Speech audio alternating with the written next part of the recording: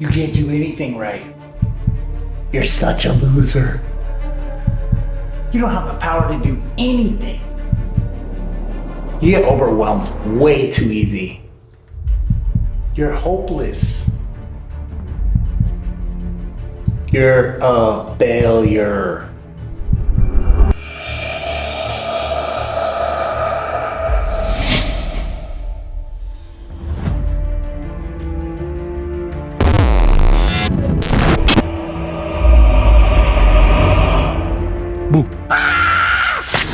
Yes, today we'll be talking about fear.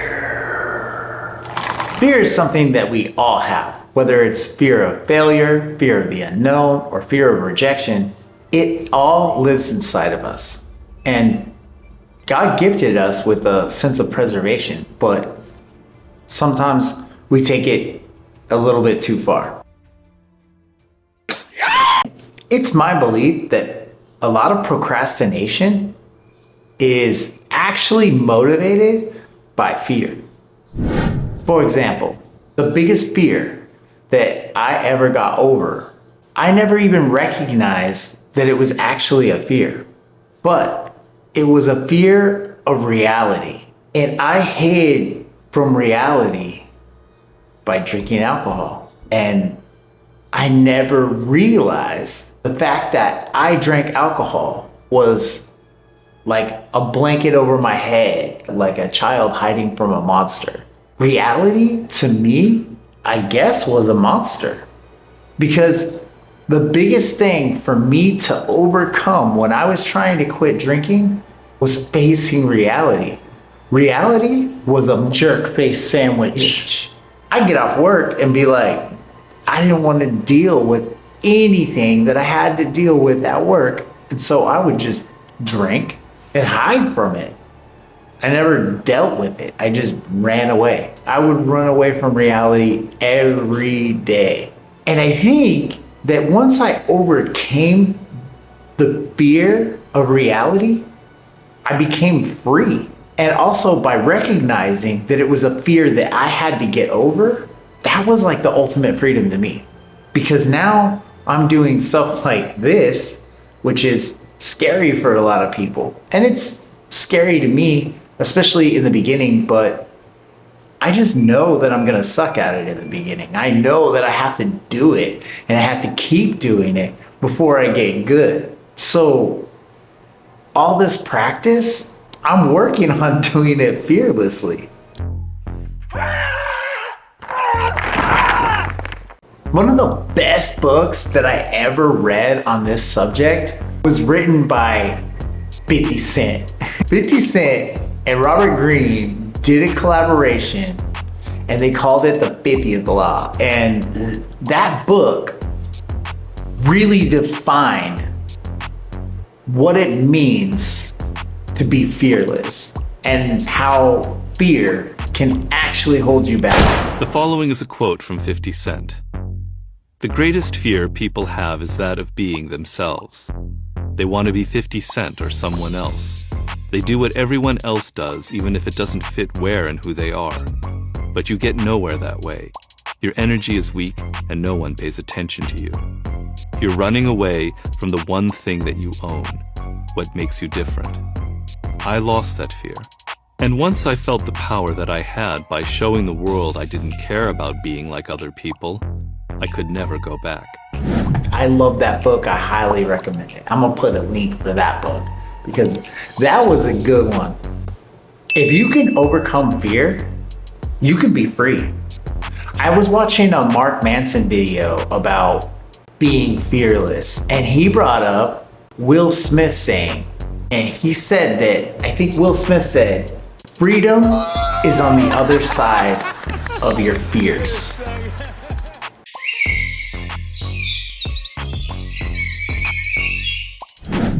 The first step in actually overcoming your fear is understanding your fear and knowing where your fear came from. For me, my example would be that I recognized that I was afraid to quit drinking.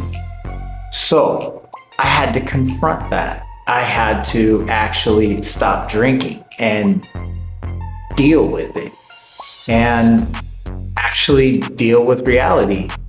And that was frustrating. It wasn't necessarily scary, but extremely irritating. But it's really healthy to recognize your fear and be able to sit down, analyze, and see where it actually comes from. You might even be able to figure out where the root of your fear comes from, because sometimes, maybe you have a fear of authority and it comes from way back when a teacher told you something. Once you can recognize and pinpoint that, it makes it a little bit easier for you to overcome. Another one that I came across was this guy was talking about how you go up to a barista when you go to get your coffee and ask for a 10% discount. In most cases, they're probably gonna say no. And if they say yes, you got 10% off. But it's less about getting the discount and more about having the courage to ask for something like that and being able to brush off a no. Because if you really think about what you're ultimately afraid of, it's really not that big of a deal. And so when you can expose yourself to what you're actually afraid of, it helps. I guess you would consider it like an exposure therapy. And from what I understand, exposure therapy isn't something that you completely dive into. If you're afraid of heights, you jump out of an airplane. It can work, but I think it's better to not create another traumatic scenario that's gonna hold you in fear. So, in my opinion, I would recommend taking baby steps. When I quit drinking, I didn't quit cold turkey. I stopped certain things, certain habits, and I figured out where some of my triggers were. And so I would stop drinking, every night and be like, oh, I'm just gonna drink on the weekends. And then, eventually it would be like, oh, I'm only gonna drink on a holiday, until I was able to quit cold turkey because I knew what it was like to actually deal with it and how to deal with reality. Another way to help you to overcome your fear is to actually make it kind of fun. Make a game out of it, or put rewards at the end of accomplishing certain levels that you hit. So, like for me, when I would not drink, I buy myself chocolate. And it's crazy because even now to this day, when I get to that trigger where I'm irritated and there's all these things, my new vice is a bag of M&Ms. If you ever see me sad, you ever see me upset, give me a bag of M&Ms. It's now my new thing. Another thing about fear is that it becomes part of your identity. For me, I was a drinker, I was a smoker, and I identified as that. I identified as somebody who goes to the bars after work. I identified as somebody who smokes cigarettes and I need smoke breaks at work and things like that. And it was one of those things that I always saw myself as that. I drink, I'm a drinker, I'm a smoker. But when I was able to switch the identity and be like, I am not a smoker, I am a non-smoker, I am not a drinker, I am a non-drinker. That helps a whole bunch, because when you can conform to a different identity than what your fear is, then you're halfway through. And don't get me wrong, there are healthy fears. If you see a poisonous snake, you should run, right? If you see a giant bear, yeah, you're gonna be scared and you should run. You should not be trying to attack the bear. There's also the fear of risk. You don't wanna lose things. You're not gonna just fearlessly gamble away all your money. There's also the fear of God. And actually, I want to talk about that because there's a great verse in Psalms 34, 4 through 10. I actually have it right here. Since I'm doing a video on fear, I prayed to the Lord and he answered me. He freed me from all my fears. Those who look to him for help will be radiant with joy. No shadows of shame will darken their faces. In my desperation, I prayed, and the Lord listened. He saved me from all my troubles. For the angels of the Lord is a guard. He surrounds and defends all who fear him.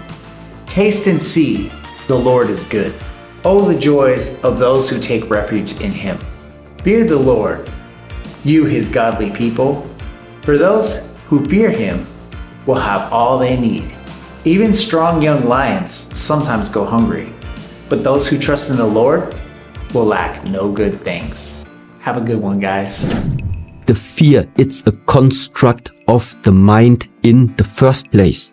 Fear that you get a car is going to hit you tomorrow. You know, we are not tomorrow. We are here right now.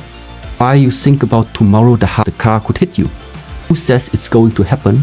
And where is the evidence it's going to happen? Where's the evidence it's not going to happen? You don't know. Stop thinking about tomorrow. Music is playing here right now.